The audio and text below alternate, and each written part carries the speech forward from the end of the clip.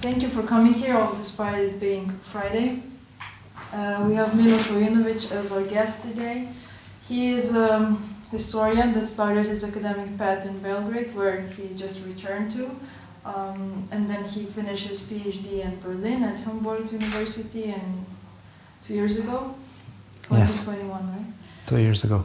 And then immediately he is one of those rare jewels that got a postdoc position in the European University Institute of all places as a Max Weber Fellow under the supervision of Peter Judson. Yes. And yes, as mentioned, he's now returning to Belgrade to work as a fellow researcher there at the Institute of Balkan Studies at the Serbian Academy of Sciences and Arts. Yes, chronologically, he's working on the period of late 19th century, early 20th century. And when it comes to subdisciplines, he's focused on the history of knowledge production, intellectual history, I would say, too. And geographically, it's the Balkan Peninsula, as we like to call it. The floor is yours, Miloš. He'll be talking about his latest endeavors, and it is the exhibition he formed connected to the very beginning of World War I. I will sit, but before I start with the lecture, I would like to say thank you for having me here. It's a real pleasure to be guest of Slovenian Academy. As Dasha said, I come from the Serbian Academy of Arts and Sciences, more precisely from the Institute for Balkan Studies. And before I go to this material, I would just like to give a short summary of my talk today. I will start by saying just how I started doing this project and then why I think this project is important, and in the end about some main lines of thought of my of this lecture. I'm a historian, and I started researching Sarajevo assassination in 2012. When I finished my undergraduate studies. And back then, unlike now, there was not that much interest for this topic. This interest really re-emerged with the 100th anniversary of the outbreak of the First World War. And eventually in 2015, I published the book called Political Ideas of Young Bosnia. It was a study of this group of young students who came up with the idea and eventually who assassinated Franca Ferdinanda in Sarajevo. I wanted to understand why violence made sense for them, or why Gavrilo Princip killed Franca Ferdinand. At this time, I started collecting photos in various museums, archives, and libraries that I visited. And initially, I thought, okay, this is just illustrations. But over time, I realized that these photos carry a story of their own. And I think they are not important only because this is, without doubt, a historical event that we cannot overemphasize its importance. I think these photographs, if we study them, if we study the content of the photos, if we study the history of publications, the history of collections, in a way, when and why the photos were published, when they were not published, how they were collected, we have the chance to examine various phenomena. I think this is because this is not only one event, as you will see. This is not only one violent event. After the assassination, the riots started in Sarajevo. But this is more events, and we can see this event reverberating through both time and space. You will see photos not only from Sarajevo. Also, you will see photos not only from 1914. Before coming here, I had a dilemma. Because there are a variety of photos, and my dilemma was, should I focus on one kind of photos and then go into a deeper analysis, or should I just present the material as a whole? And then I decided to just present the material as a whole, just so you see what kind of photographic material exists and what kind of categorization I use in order to research this. There are three main lines of thought for this lecture. The one is that we can see through these photos the desire to see what happened and to see who did it. We see the desire to remember or to be remembered. And also we can see how studying photos is a bit tricky, because on the one hand, a photo is an objective historical source. What you see on a photo is what photographers saw, what photographer saw when he pressed the button on the camera, but that is not the whole story. And if we do not take into account the context when a photo was made, we miss something. Also, I will try to point how the interpretation of photo is actually in a triangle of a creator, photographer, of the object of the photo, and also us as interpreters. And for these three ideas, I chose two photos and one drawing of the same man. We can see here Nedeljko Čebrinović, a 19-year-old from Sarajevo, who threw a bomb on Franca Ferdinand roughly an hour before Gavrilo Princip shot him. On your left, you can see his photo that he made in a photo studio roughly 1 hour before the assassination. He wanted to leave a mark about himself. There was a huge interest in the press about who did this, and in the lack of the photos, many newspapers decided to draw how they imagined these assassins to look. And in the middle, you see his drawing from a newspaper published in Vienna on 3rd of July, 1914. And on the right, you see a photo of him made in his prison cell on the 2nd of July. And I will come back to this photo later. This is the first photo of the assassins published in newspapers. It was 19th of July, 1914. This was published in Belgrade in a daily newspaper, Politika. And I think it's quite interesting to analyze this photo. First of all, at that time, no one really knows much about who are these young men. They don't even know his name. They sometimes say his name is Gavrilo, sometimes Gavro. His last name was written as Princip, and Princip. So this is the first time they published his photo. And what is interesting to know is that at the time, many daily newspapers never published photos. If you look at Austria-Hungary, for example, Neue Freie Presse in Vienna, or in Budapest, Budapest Hírlap or Pester Lloyd, they did not publish photos. And the same is true for Politika. But for Princip, they decided to change the editorial practice.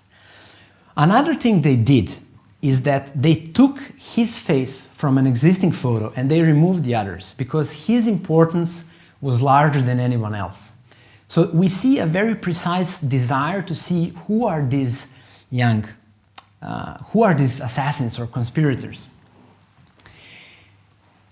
We can follow how photos traveled outside of Sarajevo. On the left, you see newspaper in Zagreb from 2nd of July. In the middle, newspaper from Vienna from the 5th. And on the right, newspaper from Hamburg from 9th of July. This is probably the most iconic and the most well-known photo of the Sarajevo assassination. We don't know exactly how, whether it was intentional or not, but immediately after it was taken, everyone said it's Gavrilo Princip on it. But now we know that it was not Princip. The man you see in the photo is actually a German named Ferdinand Beer, who was not participant in the plot. He was a friend of Princip, and after the war he testified, I was there when Princip fired his shots, and when he did, everyone started beating him. I tried to protect him, and at that moment I was also started to be beaten and arrested. What is interesting here is that we see how also technology played part in all of this, because the photo on the left is actually not a photo, because at the moment not many newspapers had the technology to publish photos. So in this Croatian newspaper actually said, this is a drawing. If you want to see the original photo, come to our office and we will show this to you. This photo became so famous that it was, there was a lawsuit in Austria-Hungary in 1915. Who has the right to earn money on it? Because everyone wanted to see the assassination. Postcards with the motives of the assassination have been printed so fast, and they sold so well. So the author of these photos, German photographer, the photographer named Walter Tausch, wanted that no one prints them without his permission. You see another shot he made when the arrested individuals have been brought into the police station roughly 10 or 15 minutes after the assassination. And on the top right corner, this is a scanned postcard, you see the stamp. It's 31st of July 1914. So less than 1 month, you see postcards with the motifs of the assassination being printed. And they're very easy to buy now, just because they're printed in such huge numbers.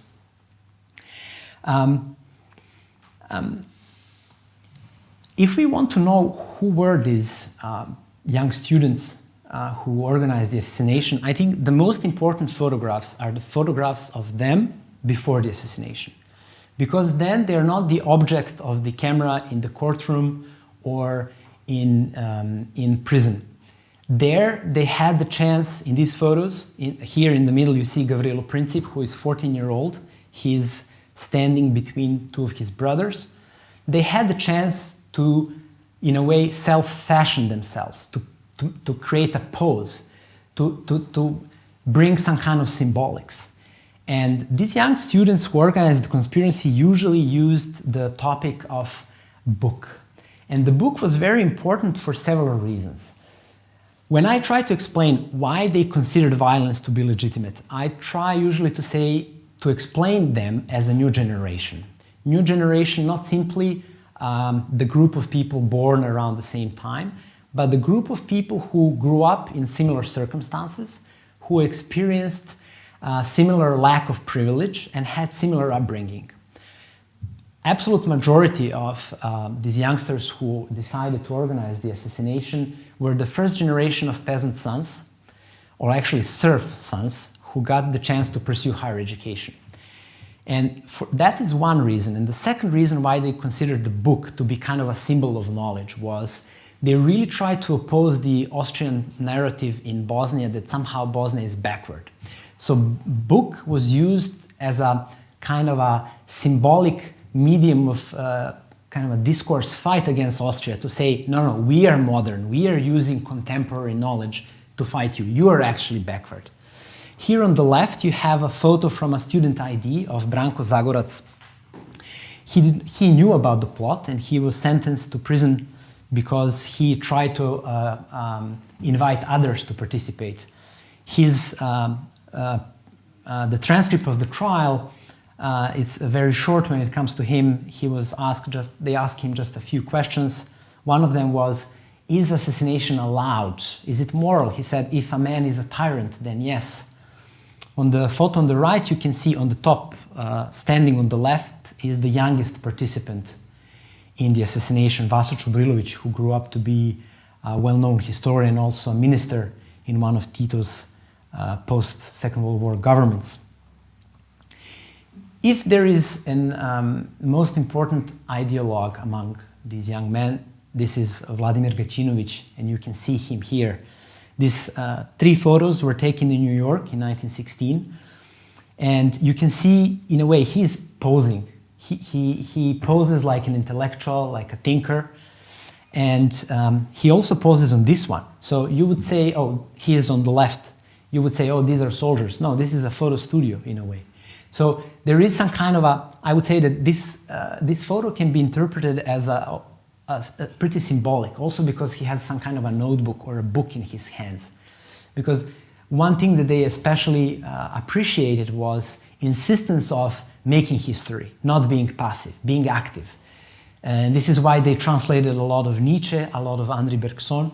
They insisted, they wrote the word will with capital W. This photo is from after the First World War, but I find it quite interesting. This is the July 7th, 1920, when mortal remains of Princip and others who died in prison in Terezin were transported back to Sarajevo. And on this drawing, we can see how they imagined Princip in 1920. So they either didn't have photos or they didn't have the technology to produce photos, but they came up with the idea to draw him. And they drew, I don't know if you can see, but on this photo he's sitting at a desk and writing something. So this is how Princip was imagined in 1920. Another big group of photos is photos of Franz Ferdinand in Bosnia and Sarajevo. This is where photos can be used literally as a historical source to follow his arrival. This is photo from Metković, from a small city in present-day Croatia, because he came from the Adriatic. And we can use photo to follow the Habsburg protocol and also the purpose of his visit. He came not as an archduke or not as an heir to the throne, he came as a general inspector of the army to supervise the maneuvers. This is a very interesting photo. Probably he's kissing his wife Sophie in this one. They met in a spa town of Ilija, close to Sarajevo, a couple of days before, 28th of June, and several news reporters were actually in front of the hotel taking photos. So in this one, he's talking with Sophie, and the man without a hat is Oskar Počorek, the commander-in-chief of the Habsburg army in Bosnia. This is another photo in front of the hotel. The entire hotel was designed especially for the visit of Ferdinand.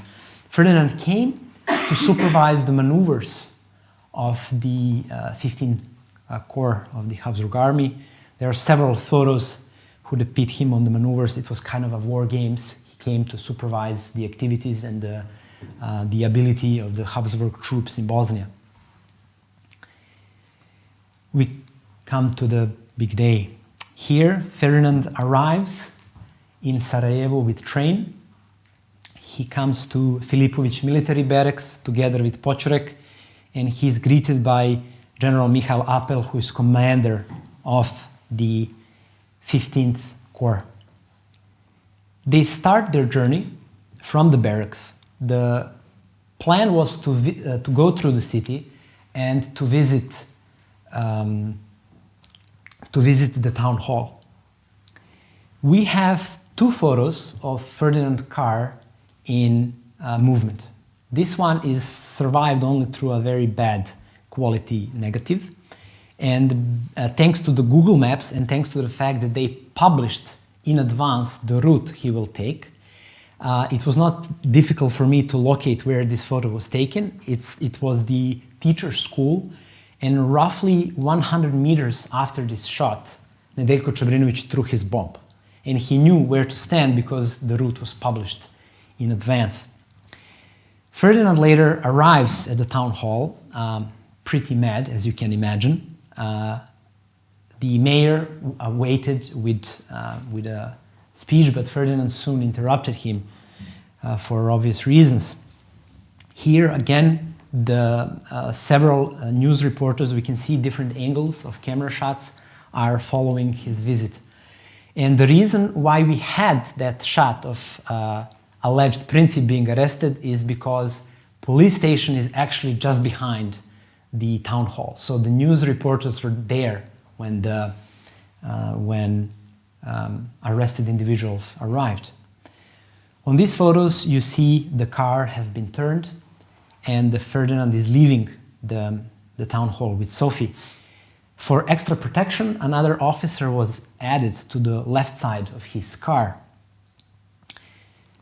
You can see here the smoke leaving from the exhaust, the car is moving, and the Ferdinand will be next to Princip soon. This is the last photo of the Franz Ferdinand when he was alive. It was taken by an amateur photographer. He was standing on the corner where the driver of Ferdinand's car, or actually the first driver in the driver in the car that was going in front of Ferdinand, took the wrong turn.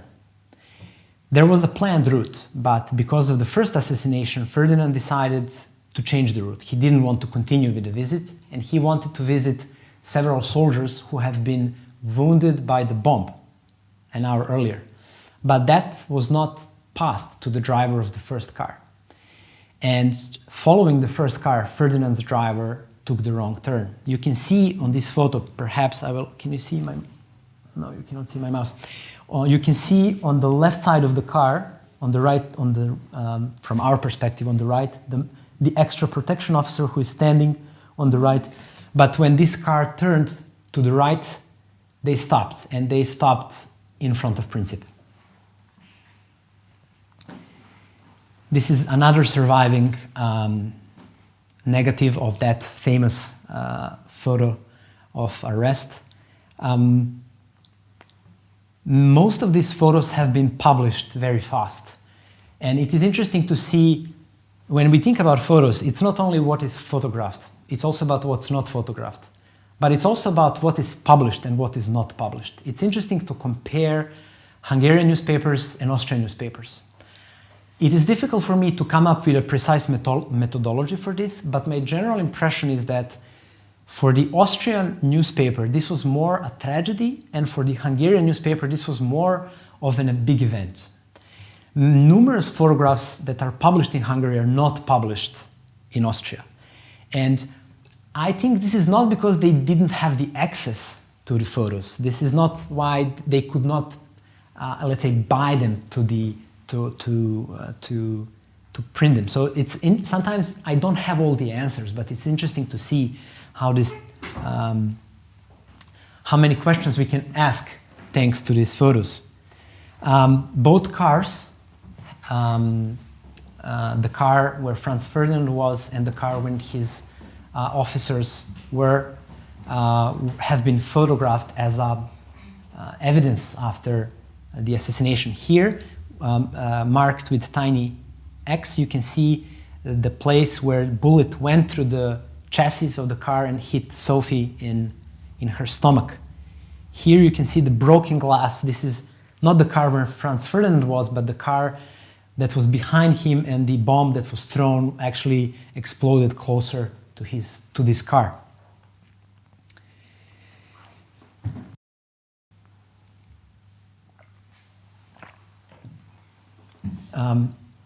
When you go to the archives and when you study this event, you see people talking about the violence or the riots after the assassination.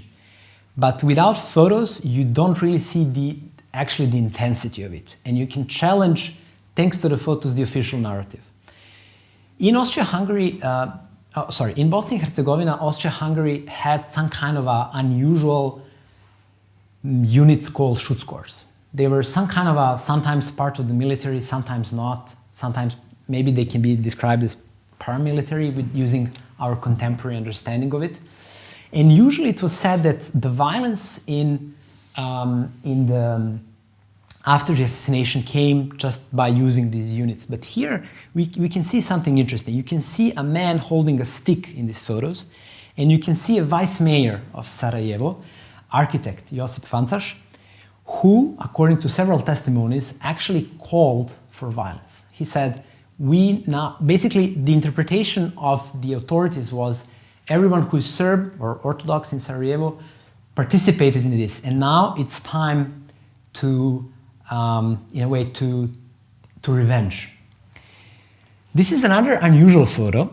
It says a group of Croats is running through streets. It was published, I didn't see it published in Austrian newspapers. It was published in a French magazine, Illustration, in July. And it was very unusual for me because, firstly, I never saw anywhere else mention of this photographer, Osko, or whatever is the name. And because at the time, many photos in Illustration were not actually authentic, I really wanted to make sure this is actually in Sarajevo. And it took me a really long time just to find the street. Sarajevo changed a bit, but it was actually taken in Sarajevo. And why is it important? Because you don't see here some kind of paramilitary units or Schutzkorps storming the streets. You see some kind of I don't even know how to describe, regular citizens. Close to this location, the violence started. We don't know exactly how many people were killed in these riots, at least 3 known by name. And what was targeted? Firstly, the property. So you can see here 2 residential buildings pretty demolished and furniture taken out. Then also various kind of companies or factories have been targeted. There was a furniture factory. Here on the photo, it was kind of a, this man produced coffins and made tombstones. Just next to the street where the photo of the that was labeled Croats running the streets was taken, this photo was taken there. So this is property of the richest Serb family in Sarajevo, Jeftanović family.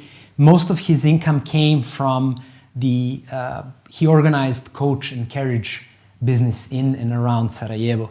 And most of this property was stormed. I don't know exactly where this one was taken. It was either based on the list of the destroyed property. This was probably a property of a family who did trade with pillows and some kind of a tailoring material. The biggest riots happened in the street, which is now Marshal Tito Street, one of the main Sarajevo streets. And sometimes the quality of these photos, some negatives are really of extraordinary quality. You can zoom in and see details of the photos. On the top right, you see a woman holding her hand on her head, probably in disbelief what is happening. On several photos, you can see soldiers not really trying to prevent things that are happening.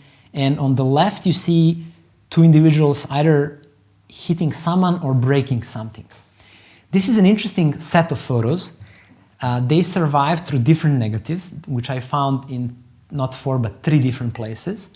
A photographer climbed a balcony of a building that does not exist anymore, and he took these 4 shots in a span of 1 hour and 30 minutes.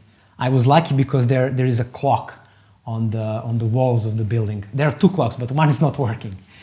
And we see, in a way, how these things developed. This is 29th of June, around 4 p.m. And this is when martial law is introduced, because the city or authorities or military decided that these things cannot go on. And we see for the first time these both photos are taken actually, I think, exactly at the same time and at the same place. We see horsemen or mounted officers with sabers on their shoulders, ready to stop the riots. This is the scene you already saw just on the morning of the 30th. So there is, I think that probably before 28th of June, there was never a day in Sarajevo when so many photos were taken. I think that whoever had camera, whoever had the chance to record what happened, he took the camera and went to the streets. Maybe if they had more films available, they would probably take more photos as well. One big group of photos is photos that are dedicated to the place of the assassination. Either the place where the bomb was thrown or the place where Princip fired his shots. I think if I really try, I can find photo from every year from 1914 to 2023. This place is photographed over and over again, starting immediately after the assassination. So this is the place where bomb exploded, and you can actually see police officer putting his foot on a piece of wood that is protecting the destroyed part of the street. He's almost like protecting the evidence. This is the same location where the bomb was thrown, just photographed from the other side of the river. This is the place of the actual assassination, most probably from the 29th of June. You can see the black flag on the building.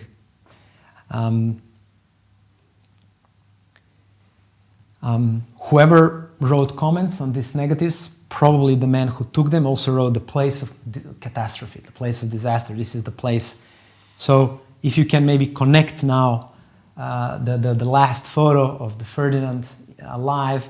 Well, basically they took turn right here in front of Moritz Schiller store where Ferdinand's car stopped in order to reverse. It was not easy to do that on a car from 1914. The car had a difficult gearing system, 4 pedals, and this is where the assassination happened.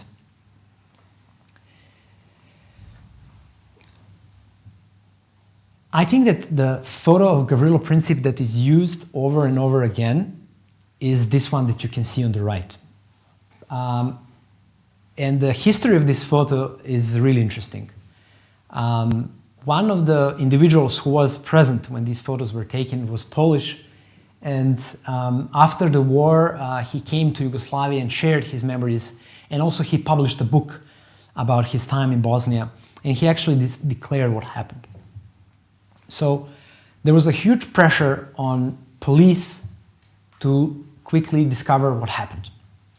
And they eventually discovered everything, and what they discovered is actually we cannot add much to that, but it took them some time. And on the 2nd of July, they still didn't know who participated in the plot, how this individual crossed from Serbia to Bosnia, who gave them weapons. And the officer, one of the police inspectors named Viktor Ivasiuk, he came up with the idea. All the arrested individuals were kept in solitary confinement. They could not communicate between each other. And he approached them one after another, and he told them, we know everything. And because you were silent, we will start by killing innocent civilians. And this was not hard to believe, because Austria did had some kind of it was called hostage system. They would say, if anything happened to this bridge, we will kill these 2 individuals from this village. So this is the system they introduced, pretty brutal system. And Ivasiuk told them, because you were silent, we will start killing innocent people. This is a big thing. And we are going to take photos of you just for the needs of court procedure. And after a while he said to them, well, if you said something more to us, we might spare someone. And this is really interesting to see what we can actually see on this photo of Princip. So he is basically faced with the dilemma, and all of them are. I think that at least 9 photos were taken on his day. They are faced with dilemma. Should we say who helped us? There are several other students who are not arrested at the time, and therefore make them arrested. But by doing this, we also might participate in the death of someone who is innocent. Or should we just say whatever we know? And at this time, one of them confessed. But this photo is, I think, very interesting because, you know, some of these photos, I still don't have proof, but some of these photos were in a bit unclear how they were created in such a way. These photos are published only after the war already started. And it's interesting to see how some of them their heads are shaven, their clothes are taken, they received some kind of a prison clothing, some don't. But it's interesting to see how this photo has its own, in a way, history of interpretation. Gavrilo Princip is pretty popular in Serbia today. You can see numerous graffitis or t-shirts. Not only graffitis and t-shirts, but several books have this image on the cover. But actually, as I will show you a bit later, this is really not what Princip looked like, because his face is severely beaten here. You can see on this image here, I should have prepared just a zoomed version, but he didn't really look like this. And it's really interesting how there is, in a way, a distance between how we interpreted that he looked and how he looked in reality, which is interesting not only because of this kind of a symbolic distance that exists, how we interpret things and how they actually were, but it's also interesting for me, these photos, how these photos supposed to present murderous groups of students, but they became something else. They became a symbol of them as pretty popular figures. This is photo from October 1915. They are brought in front of a military court where they have been trialed. Here we see Princip in the middle without hat and 3 other conspirators on the left. The photographer were also allowed to enter the courtroom. It was very unusual, and he took several photos. It is interesting, and I don't know really why, but after the trial started, they disappear. So there is no more mention. Princip was never photographed again. At the time when the sentence was declared, there are no photographers there. And so what the newspaper editors had to do, they had to make a drawing. So this is how the readers in Austria saw the moment when this court decision was declared. And this is most probably the last photo of Princip and other key conspirators. Most of them were minor, and thus they were not sentenced to death penalty, but those who were not considered to be minor were sentenced to death penalty. This is February 1915, and on that day we don't know exactly who is being. It's a very unusual way of doing death penalty, some kind of a mixture between strangling and gallows. We don't know exactly who is on this photo, but on that day, 3 of them have been executed. And this is a really unusual photograph because it's obviously not an official one. Someone is standing behind a line of soldiers and is taking that photo. There is an entire history of monuments and commemorative plaques that existed on the place of the assassination. This is the moment when the first one was being installed. This is 1916. It commemorated the death of Ferdinand and Sophie. In 1917, at this place, just across the street, a big monument was erected to mark the 3rd anniversary of the assassination. You can see the monument on the left. It was dismantled after the First World War. And on the street, you can also see on the place where the car was, they inserted an iron plaque where in Latin language a sentence was engraved to mark heroic and patriotic death, as the author of the monument said. In 1930, a new tiny monument arrives here. It is interesting because it's not a state initiative, it's a private initiative. They erect a tiny plaque commemorating Princip and his act. And this plaque was taken down in 1941, and Nazi Germany invaded Yugoslavia in 1941 without declaration of war. And why I'm saying this, because on that morning, when invasion started, Hitler spoke over the radio, and he said, "Don't forget they killed German prince." So it's interesting how, in this new context, Hitler, who was definitely not a fan of Habsburgs, uses this narrative of conflict between Slavs and Germans. And this was given to him as a birthday gift on 20th of April of 1941. And this corner is photographed over and over again.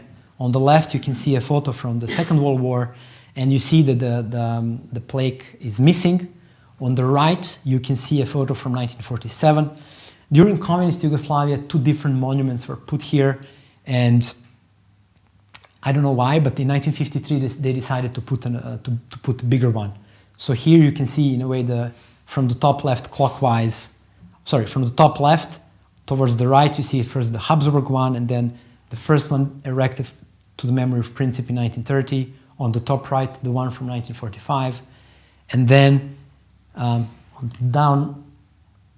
the down left, you see the one from 1953 that was destroyed in 1994 during the war, when the on that place was a museum of young Bosnia that was sacked, and a lot of material is either missing or it's unclear where it is. And you see the last one, which is also the first that also has English translation. So it's also in a way targeting those who are not locals or maybe even tourists. Despite the fact that Princip dies, there is a desire to retrace every step of his life, starting from the place where he died. So he was not sentenced to death, but in other ways he was sentenced to a prolonged death sentence, because the conditions under which he served his sentence in Terezin were such that his arm was tied to one of these chain bolts for most of the day, and he was pretty ill pretty fast during his prison time. But it's interesting how they wanted to take the photo of the cell. There are several photos. Now, if you visit, there is still like a tiny inscription, but the cell is not the same because this was used as a concentration camp in the Second World War, and the cell were reordered. So what happened? Or let me do this this way. Before he died, because his arm was tied chained for most of the time, Princip arm was amputated at some point. And he dies, and there is part of his arm was missing. Why I say this? This is how we know that his grave was actually found. When he was buried in April 1918, he was buried just like the others without any marks. So they probably didn't want that Princip has some kind of a grave. But the Czech soldier named František Lebel, who supervised the burial, had a lot of sympathy for Princip. So he secretly sketched where that grave was, sent a piece of this note to his father, and kept the other one for himself in the case he dies in the war. And after the war, they did not only uncover this grave, but they also took a photo of it.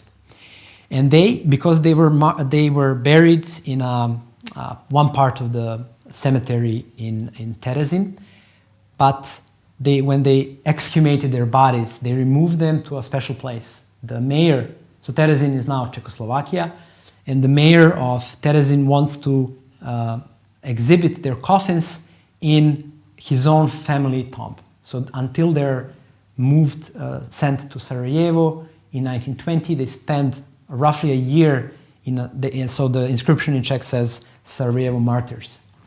And on the original place of their burial, so their bodies are not here anymore, but the crosses are there, the flags are there, the flowers are there. Every cross bears the name and also short inscription, Srpski trpitelj, or a Serbian martyr. This is how the monument, there is a small monument now on the place where Princip and other key conspirators were buried. It is really unclear when it was installed, but now there is this monument. The inscription now says, to Yugoslav martyr. And it's possible that at least the inscription came from after Second World War.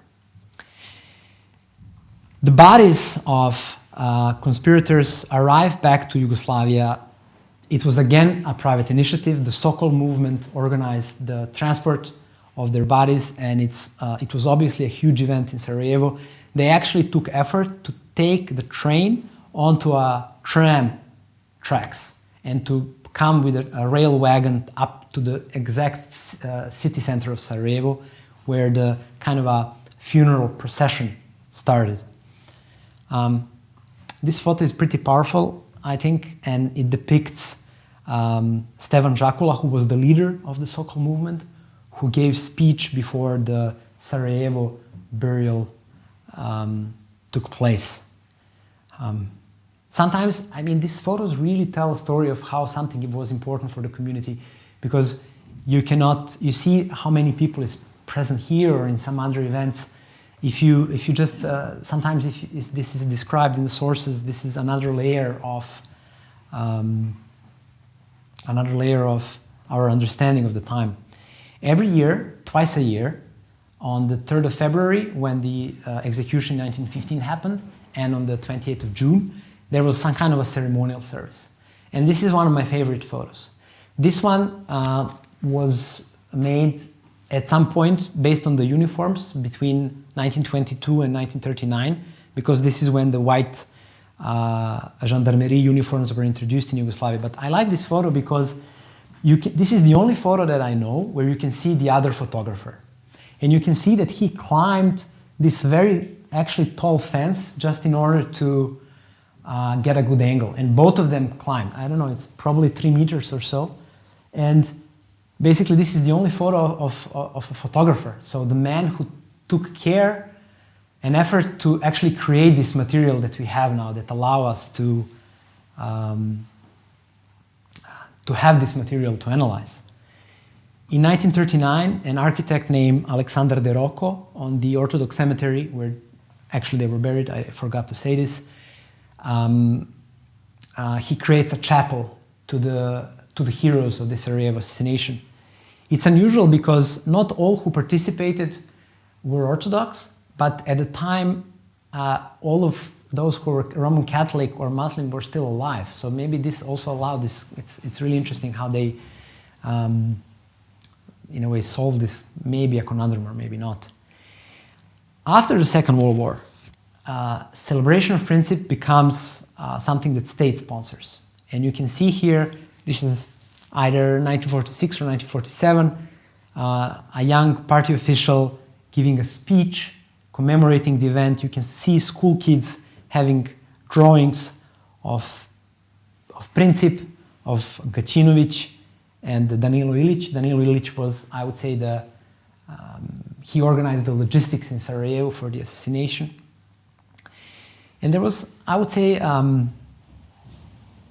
one of the dilemmas I had was how to use these photos in a way to interpret the emergence of the material, because people have cameras, they take photos. How to say, okay, this photo was made only because of the Sarajevo assassination. But it's really staggering to see how many photos are basically documenting their lives. This is the photo taken because on the house on the left, Gavrilo Princip spent the night, 27 to 28 of June in Sarajevo. It was a house of the Ilic family, where his friend Danilo Ilic lived. And on the right, you see probably several hundred or 1,000 people going to the funeral of Danilo Ilic's mother in 1939. So this, in a way, continued, like the importance of the event continued through the people that are connected to it. So almost the entire Sarajevo just went to pay homage to the mother of one of them. This is an interesting one. It was taken, it's quite symbolic because the way they sit, one of them who participated is almost telling a story to the others. So the man we don't see, or the man that is photographed from the back, is Borivoje Jeftić. He was a translator, he wrote several dramas. After the First World War, he was also a theater critic. And in a way, he was the one who came up with the idea.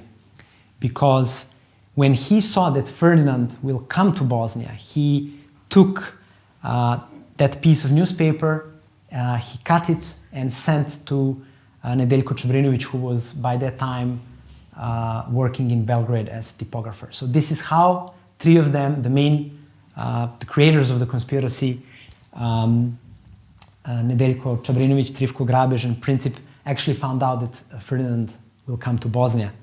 And this photo was also taken in one of the taverns where they hid their weapons before the assassination. This is a photo that 3 of them who survived, Vaso Čobrilović on the left, Ivo Kranjčević in the middle, and Cvjetko Popović on the right, took after the war in a way to commemorate their survival.